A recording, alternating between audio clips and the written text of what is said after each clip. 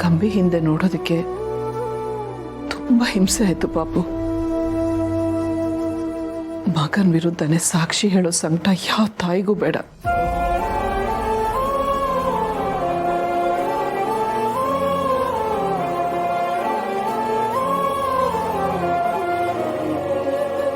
ನನ್ನಿಂದ ನೀನು ಧರ್ಮ ಸಂಕಟ ಅನುಭವಿಸಂಗಾಯ್ತು. ನನಗೆ ಕ್ಷಮಿಸ್ಬಿಡು ಅಮ್ಮ. ನನ್ನಿಂದ ನೀನು ತುಂಬ ನೋವು ಪಟ್ಬಿಟ್ಟೆ. ಇಲ್ಲ ಪಾಪು, ನೀ ಮಾಡಿದ ತ್ಯಾಗದ ಮುಂದೆ ನನ್ನ ನೋವು ಏನೂ ಇಲ್ಲ. ಆದರೂ ನೀನು ಮಾಡಿದ್ದು ತಪ್ಪು ಸಮರ್ಥ.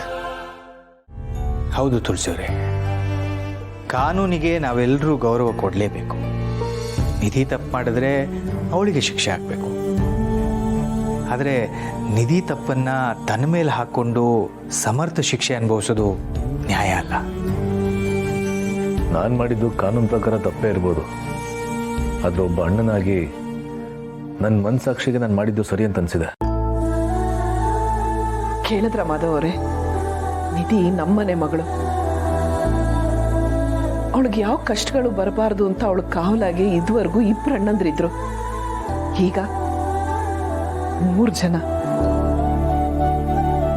ಮನೆ ಮಗಳನ್ನ ಉಳಿಸ್ಕೊಳ್ಳೋದಕ್ಕೆ ಪಾಪು ತಗೊಂಡಿದ್ದ ನಿರ್ಧಾರ ತಪ್ಪು ಅಂತ ನನಗೂ ಅನ್ನಿಸ್ತಾ ಇಲ್ಲ. ತುಳಸಿಯವರೇ, ಸಮರ್ಥ ಕೂಡ ಈ ಮನೆ ಮಗನೇ.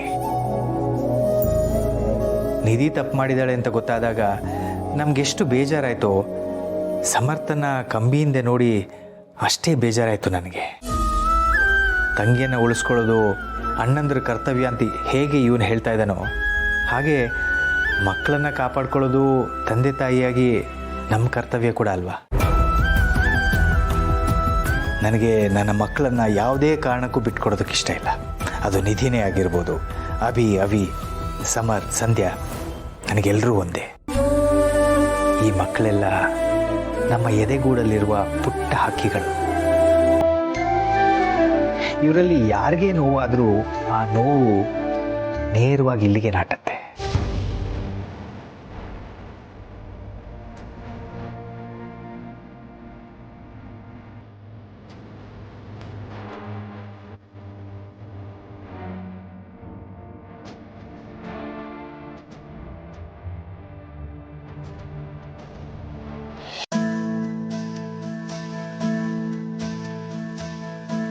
ಅಣ್ಣ ಅಣ್ಣ ಅಣ್ಣ, 1 ನಿಮಿಷ ಅಲ್ಲೇ ಇರು, ಒಳಗೆ ಬರ್ಬೇಡ.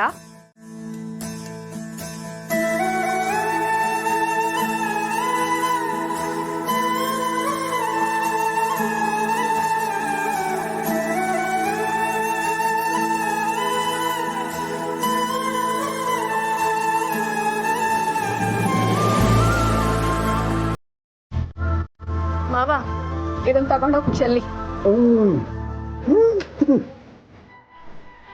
ಅಣ್ಣ 1 ನಿಮಿಷ ಇಲ್ಲೇ ಇರು. ಅಯ್ಯ, ಇನ್ನೇನು ಮಾಡ್ಕೊಳ್ತಿದ್ದಾಳೆ ಇವಳು? ಏನ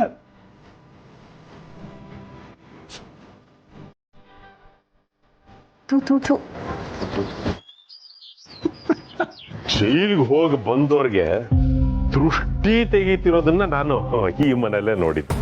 ಯಾಕೆ ತೆಗಿಬಾರ್ದು? ಈಗಿನ ಕಾಲದಲ್ಲಿ ಜೈಲಿಗೆ ಹೋಗಿ ಬಂದವರೆಲ್ಲ ಎಷ್ಟೊಂದು ಜನ ದೊಡ್ಡ ದೊಡ್ಡ ವ್ಯಕ್ತಿಗಳಾಗ್ತಿದಾರೆ ಗೊತ್ತಾ? ಅಯ್ಯೋ, ಆ ಲಿಸ್ಟಿಗೆ ನಮ್ಮ ದಂಡಪಿಂಡನ ಸೇರಿಸ್ಬೇಡಮ್ಮ. ಈಗಿನ ಕಾಲದಲ್ಲಿ ಜೈಲ್ಗೆ ಹೋಗಿ ಬರೋವ್ರ ಬಗ್ಗೆ ನನಗೇನು ಗೊತ್ತಿಲ್ಲ. ಆದರೆ ನಮ್ಮ ಕಾಲದಲ್ಲಿ, ಅಂದರೆ ಸ್ವಾತಂತ್ರ್ಯ ಬರೋದಕ್ಕೆ ಮುಂಚೆ ಯಾರಾದರೂ ಜೈಲಿಗೆ ಹೋಗಿ ಬಂದರು ಅಂತಂದರೆ ಅವರು ದೇಶ ಪ್ರೇಮಿಗಳು, ದೇಶಕ್ಕೋಸ್ಕರ ತ್ಯಾಗ ಮಾಡಿರೋರು ಅಂತ ಹೇಳ್ತಾ ಇದ್ರು. ಈಗಿನವ್ರ ಬಗ್ಗೆ ನನಗೆ ಗೊತ್ತಿಲ್ಲಮ್ಮ.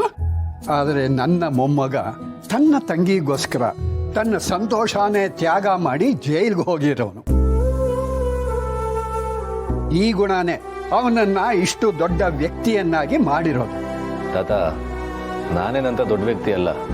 ನಾನು ಯಾವತ್ತಿದ್ರೂ ನಿಮ್ಮ ಮುಂದೆ ಚಿಕ್ಕವನು. ಹಾಗೆ ಹೇಳ್ಕೊಳ್ಳೋದು ನಿನ್ನ ದೊಡ್ಡ ಗುಣ. ಬಾ ಬಾ ಬಾ.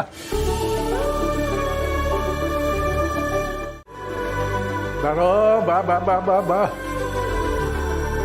ಗುಂಡು ದಂಡ್ಪಿಂಡ. ಅಣ್ಣ? ಹೇಗಿದ್ಯಾ ಅಣ್ಣ? ವಿಧಿ ಹೇಗೆಲ್ಲ ಆಟಾಡ್ಸ್ಬಿಡ್ತು ನೋಡು. ಅಮ್ಮನೇ ನಿನ್ ವಿರುದ್ಧ ಸಾಕ್ಷಿ ಹೇಳೋ ಥರ ಆಗೋಗಿತ್ತು. ಆಗಂತೂ ನಮಗೆಲ್ಲ ಎಷ್ಟು ಭಯ ಆಗಿತ್ತು ಗೊತ್ತಾ? ನೀನು ವಾಪಸ್ ಬರ್ತೀಯೋ ಇಲ್ವೋ ಅನ್ನೋ ಆತಂಕ ಒಂದ್ ಕಡೆ, ಸಿರಿ ದುಃಖ ಇನ್ನೊಂದ್ ಕಡೆ. ಅದನ್ನೆಲ್ಲ ಈಗ ನೆನೆಸ್ಕೊಂಡ್ರು ಕಣ್ಣಲ್ಲಿ ನೀರು ಬರುತ್ತೆ.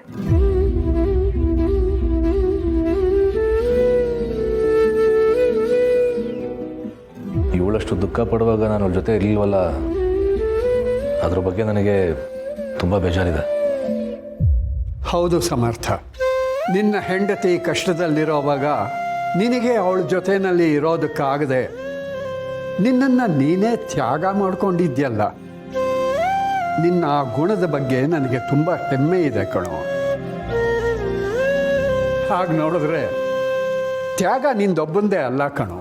ನಿನಗೋಸ್ಕರ, ನೀನು ತಗೊಂಡ ನಿರ್ಧಾರಕ್ಕೋಸ್ಕರ ಆಗಿರೋ ನೋವನ್ನು ತನ್ನೊಳಗೆ ಇಟ್ಕೊಂಡು ಕೊರಗುತ್ತಾ ಇದ್ಲಲ್ಲ ಆ ನಿನ್ನ ಹೆಂಡತಿ, ಅವಳದು ಅಷ್ಟೇ ದೊಡ್ಡ ತ್ಯಾಗ ಕಣೋ.